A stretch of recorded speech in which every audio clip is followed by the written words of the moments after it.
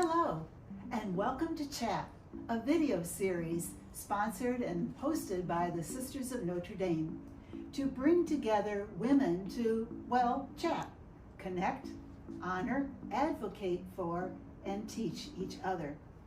I'm Sister Valerie Schneider, and I'm here with two wonderful women to discuss a very important topic: finding resilience through faith.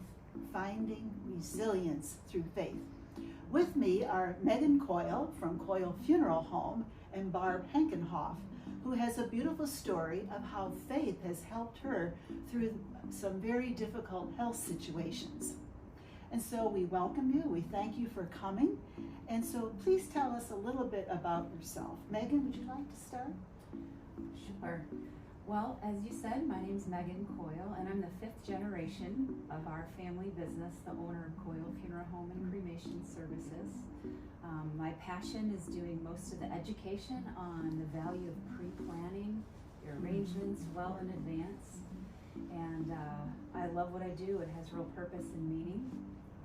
I live in Perrysburg. I have 2 grown children, a wonderful partner, wonderful mama, and life is good. I can tell you love what you do because your eyes sparkled on that. Okay, and Barb, tell us a little bit about yourself. Well, Sister Valerie, as you might know, I was born number 8 out of 9 children, a large family that was raised rich in the Catholic faith and tradition. I'm married to my wonderful husband, Jim, of 37 years, and we had 3 grown children, Jimmy, Matthew, and Jonathan, who are ages like 34, 32, and 30, and they all are married to 3 lovely ladies, and we have 2 granddaughters and a grandbaby on the way. Oh, wonderful. And so we're really excited for that. I'm also a retired nurse, and my older sister is Sister Kathleen Marie, and so the Sisters of Notre Dame have been a part of my life for a long time. And you've been a part of our life too. Yes. And thank you very much for that. As I mentioned earlier, we're going to be looking at a topic that's very important: how faith helps us to have resilience when we're facing life's challenges. So Megan, in your work, I know that you meet individuals and groups, families that are at a very low time in their life. Sadness, perhaps anger, denial, everything that comes with death. So can you tell us a little bit of how you have seen faith at work in them, or how you might help them to see the faith that they need? Sure. We definitely can feel when we're caring for families that have a strong and deep faith. We can feel it because in the midst of their thunderstorm, there is a sense of peace. There is a knowing that they're held in the palm of God's hands. There's a peace that their loved one died and everything happened because it had to. And that there's just this faith that they will see their loved one again, that they're not really gone, but just changed into a different form. And it's beautiful to witness people in that very vulnerable and emotional time in life, yet you can see that they know there's hope. And we honor their sadness, of course. I also, conversely, have worked with families that don't have strong faith, and it's much more difficult. There's a lot of anger and questioning, and so it's very peaceful to have that knowing that the universe has your back, and we try to affirm that for people. I'm sure you do a very good job at that. I could tell that already. And Barb, how has faith helped you to be resilient and your family to be resilient through the health struggles that you've had? Well, Sister Val, it has been a long journey. It's been 11 years of treatment and setbacks and more treatments and things like that. But it was during a routine procedure almost 11 years ago, in April, when I was diagnosed with a rare female cancer. And it was a very aggressive tumor at that time, and it was, when they found it was at the size where it was at risk for metastasizing, so they got me into treatment as soon as they could. Chemo and radiation started within a week. And as you can imagine, it was quite devastating and took me off guard. And it was during that time when I was going through my treatment that I really leaned heavily on God and my faith, and my faith community, my family, and my friends. I found that daily prayer and reading devotionals, and even in my times when I couldn't sleep at night, listening to the Chaplet Divine Mercy at night would help calm me and help me find the peace. But the biggest tool that I found that helped me was daily reading of Scripture, as it opened my eyes, bringing me closer to God, and I really felt His presence with me. I felt like God was in it with me. There were several signs along the way where I could see Him working everything to my ultimate good.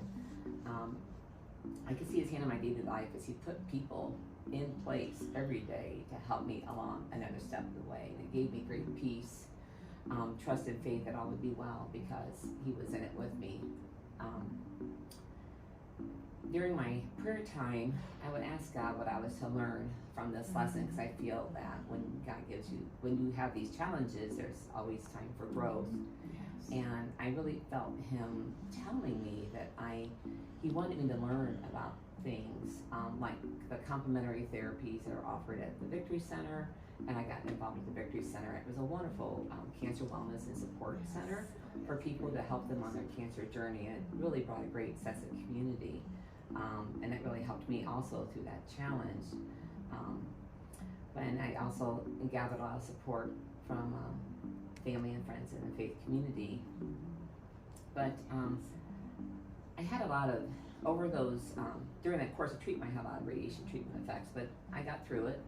And I thought everything was over. And then about a year later, I started having really, really severe delayed side effects from the radiation treatments. And it really brought me to my knees. It was a very hard time. It was hard to fathom that I felt worse during this time than I did during the entire course of my treatments for cancer, and kind of sunk into the depths. And I asked God why. What am I supposed to learn now?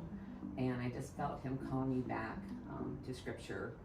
And so I dug deeper into prayer, and I often found words that would speak to me, it seemed to speak to me directly. God, I would see from St. Paul, my grace is sufficient for you. And another verse from St. Paul that really spoke to me was, give thanks in all circumstances. Yes. And so I thought about that, and it was when I decided to give thanks to God, despite everything that was happening, that was what freed me from the despair I felt. And I was able to let go and trust in God and know that He is with me always in this, because I now know that the will of God will not take me where His grace will not protect me. And I have many blessings to be thankful for: my life, my faith, my family, my friends. They've all been a part of my journey, and they've all supported me tremendously during this time and have lifted me up in prayer. There was, during this time, there was one scripture quote that brought me great comfort, and that was from Jeremiah, and it still is my favorite to today. For I know the plans I have for you. Plans to give you hope and a future. Right. And that's what faith did for me. It gave me hope, and it made me stronger. When you mentioned that you were brought to your knees, I thought of Jesus being brought to His knees in the agony in the garden. I mean, everything felt probably like a zero. He was going along fine, just like we go along fine. And then all of a sudden, it's like, God, where are you? He felt abandoned, not only by His apostles in the agony in the garden, but by His own Father. My God, why have you abandoned me? And on the crucifix, the crucifixion was the same for Him. There was like nothing left except His faith in His Father, who even seemed to abandon Him. Yes. Faith gives resilience. That's what you just have been proving here. And sometimes the suffering is what can teach us great things. Yes. If you had to give our viewers, one thing that you think is the most important about faith helping resilience? What can you articulate that or give an example of that? I would say the most important value that people need at the time that they're going through such a deep despair is someone who will just listen. Full on attention. You are the most important person in the whole world. Please listen. Instead of me telling them what I think they should do. The gift of listening just allows them to be heard in a very sacred and safe place. And if they want a little bit of my intuition or insight, I certainly share it. And it does come down to what Barb was saying, that this is all happening because it's for you. How do you get to learn and grow even in the toughest of times? And it's trusting and it's surrendering and just knowing all will be well. This too shall pass. All shall be well. And something you would like to add to that, and something for our viewers? Definitely trust and surrender to God. Lean on Him. Ask Him to show you the way. Pray for guidance. Learn about, build your connections with your faith community and your family and friends, and ask for help when needed. Some of the other things is just look for the God incidences in every single day. Look for His blessings in every day and be thankful and reflect on His blessings and have a grateful heart. That really helps a lot. There is one thing that I did notice, that when you surround yourself with a faith community, it makes a big difference, and they really help provide that support. And it's also important to take care of yourself and to give you the tools, so you can have the tools to take good care of your body, mind, and spirit, and ask God for guidance and help in showing the way. I think you're mentioning the gratitude and the thanksgiving is very difficult, but very, very important.